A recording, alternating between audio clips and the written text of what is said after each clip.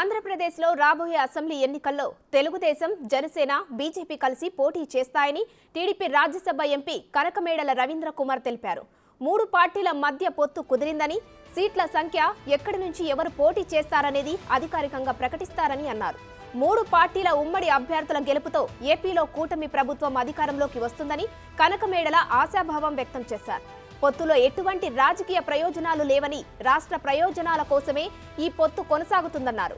YCP రాక్షస పాలనను అంతమొందించడమే కూటమి లక్ష్యమని తేల్చారు. జనసేన, టీడీపీ, బీజేపీ కూటమి ప్రజాపాలన ప్రభుత్వానికి పట్టం కట్టడానికి ఏపీ ప్రజలు సిద్ధంగా ఉన్నారంటున్న కనకమేడల రవీంద్ర కుమార్తో మా ప్రతినిధి శివ ఫేస్ టు ఫేస్.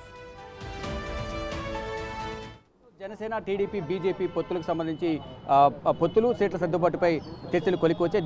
దీనిపై మరింత సమాచారం మనతో మాట్లాడేందుకు బీజేపీ అనేసి ఏపీలో టీడీపీ, జనసేన, బీజేపీ సీట్ల సర్దుబాటు, పొత్తులపై చర్చలు కీలకంగా జరిగాయి. దానిపై ఒక ఏకాభిప్రాయం కుదిరింది. దీనిపై మనతో మాట్లాడేందుకు టీడీపీ రాజ్యసభ ఎంపీ కనకమేడల రవీంద్ర కుమార్ గారు ఉన్నారు. వారిని అడిగి మరింత సమాచారం తెలుసుకుంటాం. సార్ చెప్పండి, గత 3 రోజులు కూడా సస్పెన్స్ కొనసాగుతుంది. పొత్తులు ఉంటాయా, పొత్తులు కుదిరిన తర్వాత సీట్ల సర్దుబాటుపై కూడా ఏకాభిప్రాయం కుదురుతుందా లేదనేది ప్రధానంగా అందరూ కూడా ఉత్కంఠగా ఎదురు చూసిన పరిస్థితి నెలకొంది. కానీ ఈరోజు సీట్ల సర్దుబాటుపై కూడా ఏకాభిప్రాయం కుదిరిందని చెప్తున్నారు. ఎక్కడెక్కడ పోటీ చేసే అవకాశం, ఎన్ని సీట్లు కేటాయించారు? పొత్తుల ప్రకారం అనేక రకాల ఊహాగానాలు ఉన్నాయి. వాటికి తెరదించుతూ 3 పార్టీలు రాజకీయపరమైనటువంటి ఎన్నికల్లో అలయన్స్ పెట్టుకుంటున్నారు. 2024 ఎలక్షన్లో ఆంధ్రప్రదేశ్లో బీజేపీ, జనసేన, తెలుగుదేశం కలిసి పోటీ చేస్తాయి. ఏ పార్టీలు ఎక్కడెక్కడ ఏమిటి అనేటటువంటిది వాళ్ళకు ఉన్నటువంటి గెలిపే లక్ష్యంగా పెట్టుకుని అన్ని పార్టీలు కూడా అభ్యర్థులు నిర్ణయించుకోవడం జరుగుతుంది. దానికి ప్రాథమికంగా ఒక ఆలోచనకు వచ్చారు. దాన్ని ఫైనలైజ్ చేసుకుని అన్నీ కూడా ఎన్డీఏలో తర్వాత మీటింగుల్లోనూ డిసైడ్ చేసుకుని సీట్లు కేటాయింపు, సీట్ల సంఖ్య వీటన్నిటిని కూడా డిసైడ్ చేయడం జరుగుతుంది. అంటే ఇప్పుడున్న మీకున్న సమాచారం ప్రకారం ఎన్ని సీట్లను జనసేన, బీజేపీ చర్చించకుండా అవి ఫైనలైజ్ చేయకుండా నేను చెప్పడం అనేటటువంటిది కరెక్ట్ కాదు. ఊహాజనితమైనటువంటి ప్రశ్నకు తావులేదు. తప్పనిసరిగా ఒక ప్రాక్టికల్ అప్రోచ్ 3 పార్టీల మధ్య ఉన్నది. ఆ అవగాహనతో సీట్లని ప్రాంతాలని కూడా డిసైడ్ చేయడం జరుగుతుంది. పొత్తులో భాగంగా ఎటువంటి వ్యూహాలతో ముందుకు వెళ్ళబోతున్నారు? అసెంబ్లీ ఎన్నికలకు సంబంధించి, లోక్సభ ఎన్నికలకు సంబంధించి ఎటువంటి ప్రచార కార్యక్రమాలు, అంటే ఎటువంటి వ్యూహాలు ఉండబోతున్నాయి?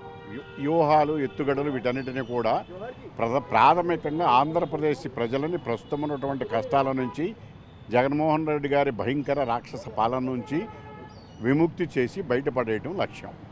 ఆంధ్రప్రదేశ్ 20-30 సంవత్సరాలు వెనక్కి వెళ్ళిపోయింది. జగన్మోహన్ రెడ్డి గారి పాలనలో విధ్వంసంలో కూరుకుపోయింది. వాటి నుంచి బయటికి తీసుకొచ్చి ఆంధ్రప్రదేశ్లో పోలవరం ప్రాజెక్టు కానీ, అమరావతి క్యాపిటల్ కానీ, ఇతర ప్రజలకు సంబంధించినటువంటి ఏ అభివృద్ధి కార్యక్రమం కూడా జరగలేదు. కనుక దాన్ని ముందుకు తీసుకెళ్ళడానికి వీలుగా మా ఉమ్మడి కార్యాచరణ ఉంటుంది.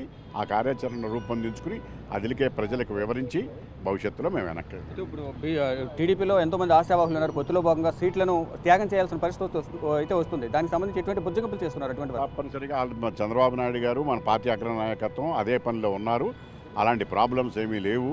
ఎక్కడ ఉన్నా ఒకటో అరా చోట ఉన్నా కూడా వాళ్ళతో పరిష్కరించి వాళ్ళకి ఆల్టర్నేటివ్ చూడటం కూడా జరుగుతుంది. గెలుపు సాధ్యమంటారా? 3 పొత్తులో భాగంగా ఏ విధంగా ఉండబోతుంది? గెలుపు సాధ్యమా? గెలుపు సాధ్యమనేటటువంటిది పొత్తు ఫైనలైజ్ అవకమునుపు కూడా ఉన్నది. ఇప్పుడు కూడా ఆ గెలుపు అనేటటువంటి కన్ఫర్మేషన్కు మరొక్కసారి కన్ఫర్మ్ అయింది. బీజేపీతో జతకట్టడం అనేది టీడీపీ, జనసేన కూటమికి ఎంతవరకు లాభం చేకూరుతుంది? రాష్ట్రానికి ఎంతవరకు ప్రయోజనం చేకూరే అవకాశం? రాష్ట్ర ప్రయోజనాలను దృష్టి పెట్టుకునే మేము పొత్తును ఏర్పాటు చేసుకోవడం జరిగింది. అది ఎన్నికల తర్వాత మీరే చూస్తారు. ఎంతమంది కలిసి వచ్చినా రాష్ట్రంలో మేము చేసిన సంక్షేమం మమ్మల్ని గెలిపిస్తుంది అనేది వైసీపీ ధీమా వ్యక్తం చేస్తుంది. మరోవైపు ప్రతి బహిరంగ సభలో కూడా వైసీపీ అధినేత సీఎం జగన్మోహన్ రెడ్డి కూడా అదే అభిప్రాయం వ్యక్తం చేస్తున్న పరిస్థితి కనిపిస్తుంది. 1-2 నెలలు అయితే ప్రజలే ఆ తీర్పిస్తారు. ఆయనకి తెలుస్తుంది. అంత గెలిచేటటువంటి వాళ్ళు మా పొత్తును చూసి ఆదరా గాబరా పడవలసిన అవసరం లేదు. 24 గంటలు చంద్రబాబు నాయుడు గారిని తిట్టవలసిన అవసరం అంతకన్నా లేదు. ఈరోజు ఉదయం కూడా అపాయింట్మెంట్ ఖరారైంది. 11కి అపాయింట్మెంట్ ఖరారైన తర్వాత కూడా అంబటి రాంబాబు కూడా కొన్ని వ్యాఖ్యలు చేశారు. మేము ఎన్నికలకు సిద్ధం, మీరు అమిత్ షా ఇంటి ముందు నిల్చోవడానికి సిద్ధం అన్నట్టుగా ట్విట్టర్ చేశారు. అది నిన్నటిదాకే కాదు, ఇప్పుడు కూడా అమిత్ షా అపాయింట్మెంట్ల కోసం, ప్రధానమంత్రి అపాయింట్మెంట్ల కోసం నిత్యం ఢిల్లీ చుట్టూ తిరుగుతూ ఉన్నటువంటి విషయం ప్రజలు గమనిస్తున్నారు. 31 సార్లు తిరిగారు ఢిల్లీ. దేనికోసం తిరిగారు? ఏమి సాధించారు? ఒక్కటి సాధించామని చెప్పానండి. కేంద్ర ప్రభుత్వం ఇచ్చినటువంటి నిధులు కూడా ఉపయోగించుకునే దౌర్భాగ్య స్థితిలో వాళ్ళు ఉన్నప్పుడు ఇంకా మేము వాళ్ళని గురించి మేము చెప్పవడం ఏంటండి? వాళ్ళ ఉనికిని వాళ్ళు కాపాడుకోవడానికి అవాకులు చవాకులు పలుకుతున్నారు. వీటన్నిటికీ 2 నెలల్లో ప్రజలు సమాధానం చెప్పారు. ఒక క్వశ్చన్ చెప్పండి సార్. బీజేపీ పట్ల కొంత వ్యతిరేకత వ్యక్తమైంది, ప్రత్యేక హోదా ఇస్తానని చెప్పి ఇవ్వలేదు అనేది కొంతమేర అసంతృప్తి వ్యక్తం చేస్తున్నారు. అది ఎంతవరకు మీరు ఓటుగా మలుచుకునే అవకాశం ఉంది? తెస్తానని ఇచ్చి ప్రజలను మోసం చేసి అధికారంలోకి వచ్చింది జగన్మోహన్ రెడ్డి. ఆ విషయం మీరు జగన్మోహన్ రెడ్డిని అడగాల. మా హయాంలో 14 నుంచి 19 వరకు మేము ఏం చేసామనేది ప్రజలకు తెలుసు. ఏమేమి డెవలప్ అయిందో ప్రాక్టికల్గా ఆంధ్రప్రదేశ్లో చూశారు. 19 నుంచి 24 వరకు ఏం జరిగింది, ఏం చేశారు అని మీరు వైఎస్ఆర్సీపీ చెప్పుకోలేని దౌర్భాగ్య పరిస్థితిలో ఉంది. వాళ్ళ గురించి మీరు అడిగితే వివరాలు అడిగి చెప్తారు. మొత్తంగా చూసుకుంటే పొత్తులు ఖరారయ్యే సీట్ల సర్దుబాటు కూడా సీట్లకు సంబంధించి అధికారిక ప్రకటన అయితే చేయబోతున్నారు. అంటే ఎవరు ఎక్కడి నుంచి పోటీ చేయబోతున్నారు, ఎవరికి ఎన్ని సీట్లు ఇస్తారనేది కూడా అధికారిక ప్రకటన అయితే మరి కాసేపట్లోనే ఉండే అవకాశం ఉన్నట్టు కూడా కనకమేడల రవీంద్ర కుమార్ కానీ ఇటు టీడీపీకి సంబంధించిన నేతలందరూ కూడా చెప్తున్న పరిస్థితి నెలకొంది. కానీ రానున్న రోజుల్లో ఈ ఆంధ్రప్రదేశ్ ఎన్నికల్లో బీజేపీ, జనసేన, టీడీపీ కూటమి విజయం సాధించబోతుంది. విజయం ఎవరు ఆపలేరంటూ కూడా ఆయన ధీమా వ్యక్తం చేస్తున్న పరిస్థితి కనిపిస్తోంది. కెమెరామెన్ సాయితో శివ బిగ్ టీవీ, న్యూఢిల్లీ.